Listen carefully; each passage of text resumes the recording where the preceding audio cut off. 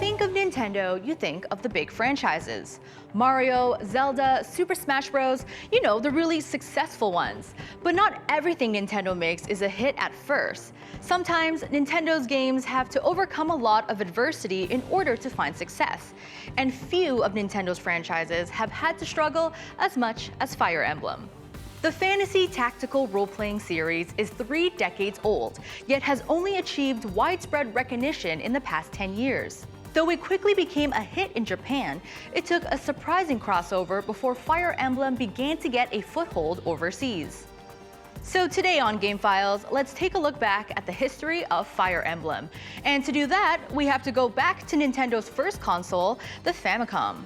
Fire Emblem began in 1990 with the release of Fire Emblem Shadow Dragon and the Blade of Light. Developed by Intelligent Systems and Nintendo Research and Development 1, the game was conceived as a merger between role-playing and tactics games. The first Fire Emblem had 25 playable characters, though the hero was Marth, a prince looking to save his kingdom. Players could move characters across the map to fight enemies on a turn-by-turn basis, and each unit had their own class and special abilities to take advantage of.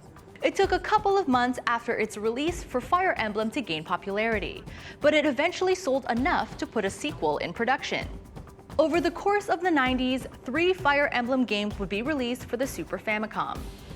They weren't huge hits, especially in comparison to the likes of Nintendo's other franchises at the time, but they filled a niche. And that niche is what the series would have continued to fulfill were it not for the actions of developer Masahiro Sakurai.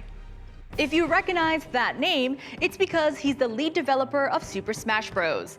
In the early 2000s, Sakurai was working on Super Smash Bros. Melee and wanted to cast a wide net for playable characters. Specifically, he liked swords and pushed to have Fire Emblem's Marth in the game as a result.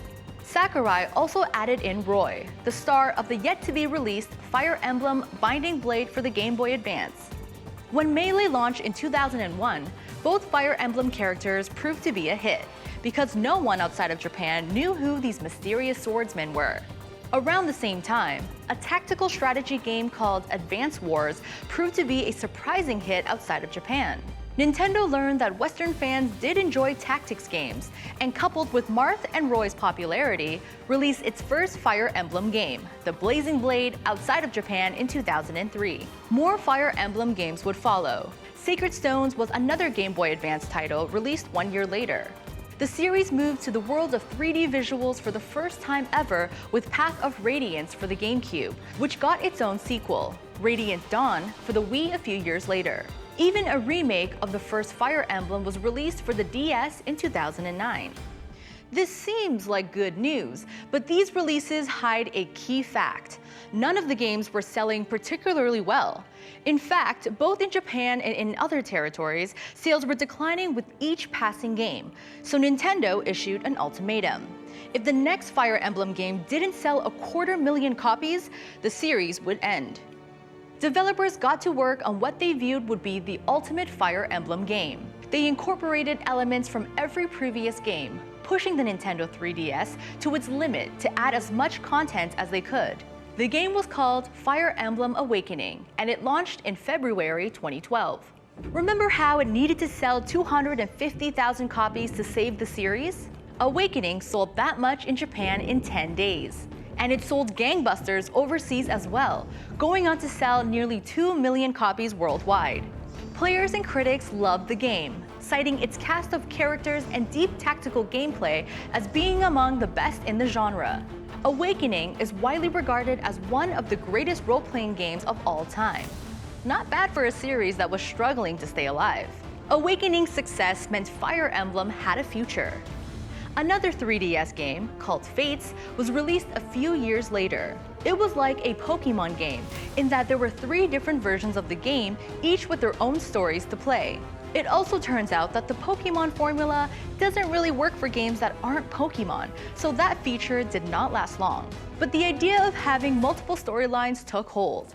Fire Emblem Three Houses marked the series' debut on the Nintendo Switch, and allowed players to experience one of 4 entirely different storylines in one game.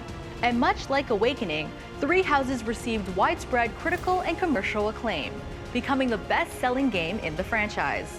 Now, there are surely more Fire Emblem games planned for the future, but the series will celebrate its 3-decade anniversary on a high note, the release of the very first Fire Emblem outside of Japan for the first time ever in its original state. It'll give fans the chance to experience where it all began, and with that, maybe gain understanding of just how far Fire Emblem has come and what it's had to overcome across its 30-year history.